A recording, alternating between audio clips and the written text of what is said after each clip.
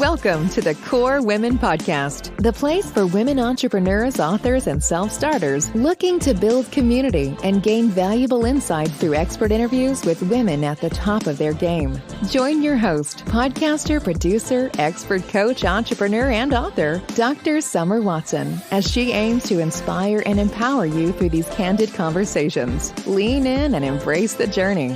It's time to start the show. Here's your host, Dr. Summer Watson. Today on the show, I would like to welcome Linda Cohen, who has been a professional speaker and a consultant for more than a decade and a member of the National Speakers Association. She works with business and associations on the ROI of kindness. Her first book, 1,000 Mitzvahs, How Small Acts of Kindness Can Heal, Inspire, and Change Your Life, was published by Seal Press. Her second book, The Economy of Kindness, How Kindness Transforms Your Bottom Line, was published in October 2021. We have so much to talk about today. Linda, welcome. Thank you so much. I'm so glad to be here with you. Yeah, I'm stoked that you're here with me. So let's just jump right into this because we've got a lot to cover today. So you ready? Yes, I am. Awesome. Okay. So before we delve into more of your professional background, can you describe your personal journey thus far in one word? Ooh, okay. I don't think this is going to be my word. This will be a word that someone told me that I had to embrace. And that word is fearless. Okay. So yeah, I'll start with that because I had to sit with that as a gift to myself. Okay. Well, why that word? Tell us a bit more and how this has been a part of your journey or how you've embraced this. So I feel like I will say that in the beginning of this journey to become a professional speaker, I was probably a little naive, to be honest. You know, I wrote my first book, never having written a book before and got a publisher for it.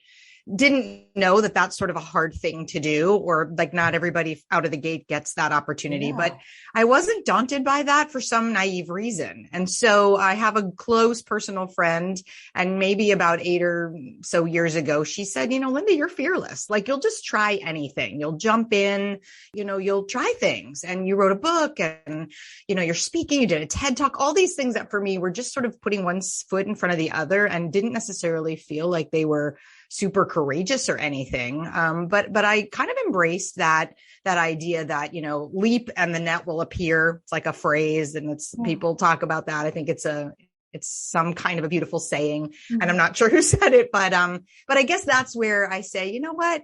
I think sometimes being a little willing to step out of your comfort zone, which a lot of people are not so comfortable doing, is something that I do try to do regularly. Yeah, well, bravo to you. That's awesome because I think really what holds a lot of people back is that first step, right?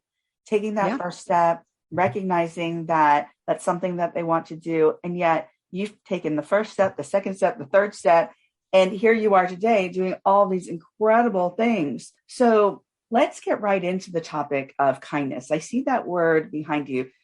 For those of you who are just hearing this, she's got choose kindness behind her. Let's talk about that word kindness and how this has been a focus for years for you and what prompted you to talk about this subject. I feel like honestly, this topic found me when I got into this work, which is now, it was 2006, when I really kind of fell into this topic. I found out that my father was dying of cancer. He called me and he told me he had less than a year. I was living on the West Coast in Portland. He was in Burlington, Vermont. And when I got that phone call, you know, it kind of shook me because I was 38 and he was just turning 70. And yet I still felt like I was 16 and I still felt like he was parenting me. We were like stuck in a relationship where I was still a child. And I knew if I wanted to heal that before it was too late, I had to do something. So the next week I flew to Burlington, Vermont. I had 2 small kids at the time. I was the primary caregiver, but it was important to do that. And that was the beginning of the last 8 months of his life, which were really this beautiful gift that I could not have imagined. My dad was a therapist. He was open to some healing. And I'm getting chills just saying that to you because it was such an opportunity for us to have another chapter. And so after he died, December 1st, 2006, which was my son's 6th birthday, Oh, wow. which I think is not a coincidence. I woke up 5 weeks later with this idea, like I wanted to honor him. And so I took on this 1,000 mitzvahs project, which is the title, one of the titles you said of my first book. Yes. And a mitzvah in Judaism is a good deed. It's an act of kindness. It's also a commandment. We have the 10 commandments fall into that category, but I took on this project to heal some of the grief I was feeling. I mean, not only had it been, 8 incredible months that we had that were a gift, I was like, why was 38 years of our life was such a struggle? And there was a little piece of me that was kind of sad about that. So that I took on this mitzvah project. I said, I'm going to do an act of kindness every day in honor of my father. I started a blog. I had no idea where that trajectory would take me. Yeah. And, 15 years later, here I am speaking about this topic. And it morphed from a personal journey to move through grief to talking about it with schools and churches and houses of worship and nonprofits to finding a way to bring this conversation to businesses and leadership and management and talk about why is kindness so important in our world. And I think I couldn't have envisioned even, 10 years ago, how important this topic would become. And it has grown. There is so much research about it now. I feel like kind of grateful that I've stayed in this work for so many years because I've seen the evolution of what people are sharing and the science behind it and the benefits of it and the opportunities that can come your way. If you are focusing on what are my choices, I don't always have choices in the world, but what can I choose today to do to make the world a better place? Yeah, well, I absolutely love that. And my next question was going to be, let's talk about your 2 incredible books, 1,000 Mitzvahs, How Small Acts of Kindness Can Heal, Inspire, and Change Your Life. And your second book, The Economy of Kindness, How Kindness Transforms Your Bottom Line. Tell us a bit more. Can you dive a little deeper into these books and how they can help someone really see the value of being both kind personally and in the professional milieu? Sure. So the first book was, largely a lot of the stories did come out of my blog. I had kept this blog. It took me 2.5 years to do my 1,000 acts of kindness. I thought it would take a year. I'm like a type A personality. I was like, 3 acts of kindness a day, but at the end of the first year, I was only at a 500. And I will tell you that it had transformed how I walked through my life so much that I almost dragged my feet at the end. I didn't want it to end because it had been so beautiful. And, and you wake up every day and I didn't know what was going to come, but I knew there were going to be miracles and magic and synchronicity. And so it was a really beautiful place to hang out. So the first book was really a culmination of what was the action that I had taken and what was the lesson that I gleaned from it. And I'm Jewish. And so I was raised in Vermont. So I was almost always the Jewish ambassador in a non-Jewish world. So I put into that book a lot of the things that I think are really beautiful in our tradition and our culture around mourning, around, giving tzedakah, charity, around repairing the world. There are some really amazing Jewish concepts. So I put all of that in there. And a lot of the stories were about me as a full-time stay-at-home mom with my children, at volunteering in the schools. There were a lot of family stories in that book. And for a lot of years, I'm really proud of that work because it kind of just oozed out of me. And I didn't, like I said, I didn't know I was going to write a book. I would never have told you in my 30s that by my 40s, I was going to write my first book. But 5 years ago, I really started speaking more to corporate audiences, to businesses and associations. I work a lot in long-term care and healthcare and credit unions. And I just knew that the Mitzvahs book was no longer really relevant to my audiences. Okay. And I knew I wanted to write another book. And so I started calling 1,000 Mitzvahs my first book. And so that I would tell myself, okay, Linda, you're going to be writing a second book. But oh my gosh, the idea was so daunting that I was like, write a second book. I knew how much work it was. Yes. But COVID was like my opportunity because I wasn't traveling so much in 2020. I said, I'm going to write book number 2. And I'm so grateful, to be honest, that I had the time to not be on the road and to be in my office every morning. I am a morning person. So at 5 a.m., many mornings, that's when I sat down to write the book. And so the second book is really the stories I've gleaned in 5 years, plus doing this work with audiences. I have so many stories about the benefits of kindness in the workplace and how it affects your employees and recognition and autonomy and trust and your managers. And so it wasn't as hard to write, to be honest, because I felt like the stories were already there. And so I really just needed to pour them into the book. And I'm really happy this book book came out October of 2021. And I feel like because I often only get hired for an hour to do a keynote, sometimes people hire me more and I'll do more deep dive work. I just feel like this is another tool that I can share with managers and leaders. Absolutely. A lot of times I've heard over the years, especially in the 80s, in the 90s, these concepts such as kindness, connecting with your coworkers or your peers, having a better understanding of people that work underneath them. It's really interesting how that's been termed like soft skills. Yep. And yet kindness and the return on the investment in relation to kindness is, as you said, magical. It creates synchronicity. There are so many things that come out of being kind. So how do we, as a community, as professionals, really learn how to be kind, what that looks like, what that means? Can you tell us a bit more about that? And does your book talk about that?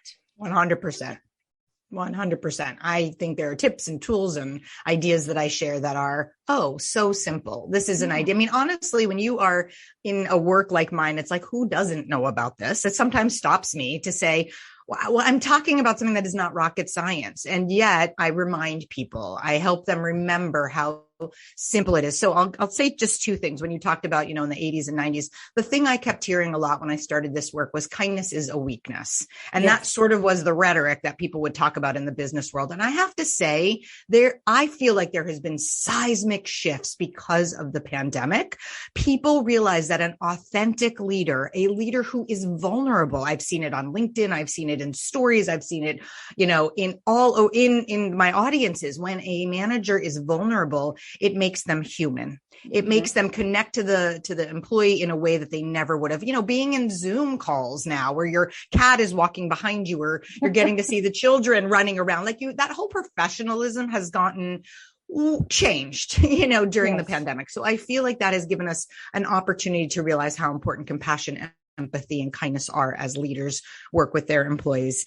Another thing that you said is just that this is a soft skill. And I have also seen that organizations are saying, I can train somebody for some new hard skills that they need, but I can't train them for the soft skills of being a kind person. So people are looking for that kindness in a potential employee as something they really want, because they know that that's the kind of employee they would want to have in their organization.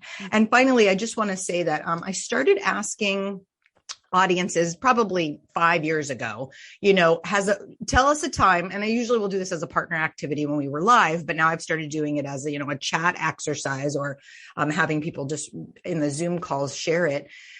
Share a time when a manager or a coworker or your organization has showed kindness to you. And it's been incredible, just the stories that have come out of that question. And I think that's part of how we can shift, is by beginning conversations with kindness, with gratitude, with what has come up for you this week in our department that's been helpful, beneficial, because that's what you want more of. So if you are elevating the awareness of that, you will be able to focus on getting more of what you want. Oh, there's definitely a return on investment, a high return on investment when you show kindness, when it's genuine, when, as you said, you can be vulnerable, which in essence means you're relatable to a lot more people. Totally. And so when people can connect with you in that vulnerable space and you are relatable, they show more compassion, more empathy, more understanding. And so they lean in. Totally. And they want to be part of something. So it's not just me. It's about the bigger picture. It's about the community. Right. The whole person. And I think we started seeing whole people during COVID, because warts and all, we were there, Absolutely. We had to be our absolute whole person, and our whole person meant we had a whole person outside of the work environment that we were in that needed attention. Maybe it was children, it was adults, caregiving, whatever it was. There were other things outside of my job title that I needed to address. And so I think some of those conversations really became honest this year, the last couple of years. Yeah. I love what you do, how you educate, how you work with people, because this is a super skill, actually. So kindness is a super skill. And the more we can harness what that means, what that looks like, and feel comfortable in being kind and practicing kindness, it makes such a difference, because a lot of people haven't been taught these skills, especially in a professional environment. And you did see a lot of introspection happening during COVID. And so that's why, again, maybe it lent to the grand resignation, the big resignation at the end of 2021. So now we're looking at folks who want to be valued, who want understanding, who want to connect with others in their jobs, because they want to spend the majority of their time at a place that they like, where they feel valued, and where they want to be, essentially. Right. 100%. And if your culture, so I say this, like, people will leave your company for a variety of reasons. Maybe they are transferring, their spouse got a different job somewhere, whatever, there's another opportunity for them. All those reasons are valid, but you do not want somebody to leave your company because your culture stinks. Right. And that's where I think organizations are starting to now have to reevaluate, what is my culture? Is my culture a place where people do feel appreciated and valued? If they just feel like they're a cog in the wheel, they aren't long for my company or my organization, because there are other choices out there for them now. Absolutely. And I think people are choosing that with their feet. So it's important, I think. And I really think managers are kind of the sweet layer of who you need to love on and teach this to. And the kindness needs to be something they feel themselves so that they can then give that to their employees. I agree. However, I would say this too. Here's the caveat to this. All those folks in those C-suites and the higher level positions maybe have departed or gotten so far away from being in the trenches, understanding what that's like, that maybe we need to bring them down to understand where the value is, because the value is established by those that either own the business, run the business. And so what are the values of that company? And I would say that for folks looking at new jobs, going to new companies, or even starting their own company, what is your value set? Do you value kindness? And that is so important to look at. You know, what is your values, and how do those values align with maybe the company that you're starting or the company that you want to work for? Yeah, for sure. And I totally agree with you, Summer. I think that if a leader has gotten so far away from what it's like to work in the trenches, if that's what we're going to call it, they need to have ways that they are talking to those employees. If there are listening sessions, town halls, and I've seen that happen as well as we've, been in this sort of work from home environment.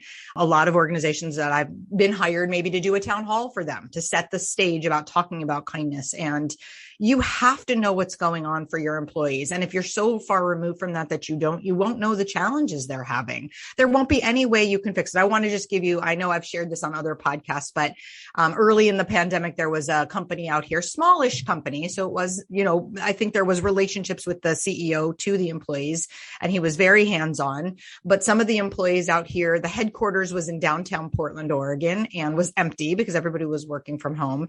And many of his staff members had children, and they were saying, we can't handle the childcare and do our jobs. And so he hired a teacher, and he let the parents drop off their children at their headquarters and have like a school situation so that the people who had kids could go do that and then come home and do their job. And, he found a solution for something that was hardest for his employees. Now, I know there are lots of issues around childcare, transportation for many workers who might be frontline workers or, working in the trenches. And maybe that's something that the CEO or leadership has gotten so far removed from, and or they have somebody else who's a stay-at-home person who's taking care of that. Let's be honest. And so they don't understand what the hardships are for maybe their frontline workers. So getting clear about that. And are there any benefits that we could create for our frontline workers that could be really helpful? That could be really helpful to what would make their jobs easier. So I think those conversations are starting, and I think they're going to need to deepen and to continue. So if you don't have people at the table who are sharing with you and you have no way to gather that information, you're not setting yourself up for learning what really could be helpful. I fully agree. And I like the word deepen, right? Those conversations getting a bit deeper. And that might feel a little uncomfortable. Yep. Because we haven't had those conversations in a while, but we see that they are evolving. Sure. And even on, let's say, a site like LinkedIn, Mm-hmm. if you looked at that 10 years ago, you would say from 10 years to now, the look of that, what's being posted today, how people are connecting, it is an incredible place to connect. Yeah. It looks completely different. 100%. I put a story in the book, the Economy of Kindness book, about a CEO in England who posted after 6 months into the pandemic, she was on a Zoom call with other CEOs and she was in tears because running a healthcare organization in the spring of 2020, and to the fall was just daunting. And she was honest with her CEO peers about how overwhelmed she was. So she shared that on LinkedIn, and the support she got from other people for her vulnerability and her authenticity, going back to the comments we just had a few minutes ago, she was wonderfully supported. And it just made me realize she was being honest and vulnerable about how hard this was as a leader. And later in the book, I think I saw this later on her LinkedIn. I linked into her and I asked her, can I include your story? And it was something that I shared with other audiences because I think it showed her being a real person and struggling with the kind of decision she was having to make in the middle of a pandemic. But her team gave her a Christmas present like later that same December. And it was like a button that said kind, but badass. So I just loved that because it just showed that, she was a real person, really trying to lead with kindness and empathy, even though it was really, really hard. Oh my goodness. I love that. Thank you for sharing that story. Now I'm going to ask you, with the book, The Economy of Kindness, How Kindness Can Transform Your Bottom Line, what would you say is one thing that you'd like people to walk away with after reading this book? One thing? No, one thing.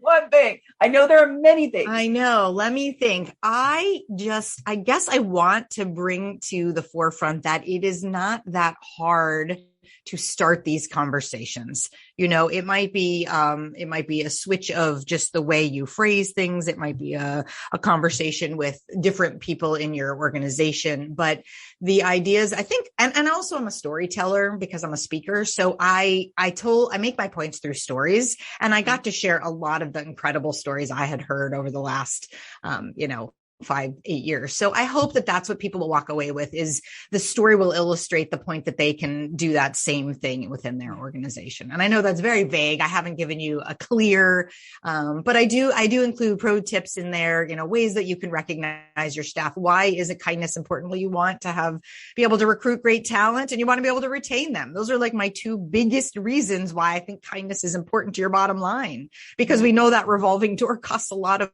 money, and isn't good for your clients or your customers or your employees, really. Yeah, absolutely. And I would say one thing I'm sure you walk away with is how you can implement kindness into your new culture. And so I think that is spectacular. So this is going to be a real important tool for so many. So thank you for writing that book. Where can folks find these books? It's on Amazon. You can get it on Amazon. It's also on Ingram Sparks, which is another distributor. It is not in bookstores exactly, but you could also reach out to me if you'd like to, if you're interested in buying additional copies to give out to a leadership team or some kind of an event. We have bulk pricing for more than 50 books. So awesome. Okay. So as we come to the close of this interview, my last question is, if you were to leave the listeners with some words of wisdom, what would they be? All right. My words of wisdom. The first is, number one, the size of the kindness doesn't necessarily matter. Don't think you have to move mountains, create a nonprofit, solve all the world problems to make a difference. That small little act of kindness you do for someone on a day when they're having something going on can be epic. Second, there's often a ripple effect when we do that act of kindness. We may not know it. We may never know the benefit of it, but there's often a ripple effect. And that's one of the things that's cool for me, is to get to hear those later on. 10 years later, I get to hear the story about the manager who let the retail gal fly home for Christmas. And, 10 years later, she gets to share that. So that's kind of cool. And then the final thing is giving and receiving. Feel different. Sometimes people think it's easier to be the giver of kindness, but receiving kindness is just as important. And so if you are ever in an opportunity, you've had a loss or you are struggling with something and someone wants to give to you, be receptive, allow them to do what they kind of naturally want to do. And I don't even want to get on my soapbox about what I believe most humans are kind and good and want that, no matter what the media or social media seems to be showing these days. And I say that thank you is a complete sentence. So say thank you when somebody gives to you and receive graciously. Thank you, Linda, for joining me on the Core Women podcast today. This has been really awesome. Thank you so much, Summer. It's been so fun to talk with you again. Yeah, absolutely. So you can follow Linda Cohen on LinkedIn at Linda M. Cohen, on Facebook at Linda Cohen Consulting, on Twitter at Mitzvahs, and Instagram at Kindness from Cohen. Thank you for joining us on the Core Women podcast with Dr. Summer Watson. We're so glad you're here and would love to connect more with you. Find us on Instagram, Facebook, and YouTube at Core Women, and on Twitter at Core Women 1. For more about Core Women and Dr. Watson, visit corewomen.com. Want more support and resources for amazing women like you? Great! Join Dr. Watson and Jen Fontanilla at the Life, Love, and Money Collective, a Core Women production that aids in understanding the key traits that might be getting in the way of living a life that you are absolutely passionate about. Connect with Summer and Jen and find out more at thelifeloveandmoney.com.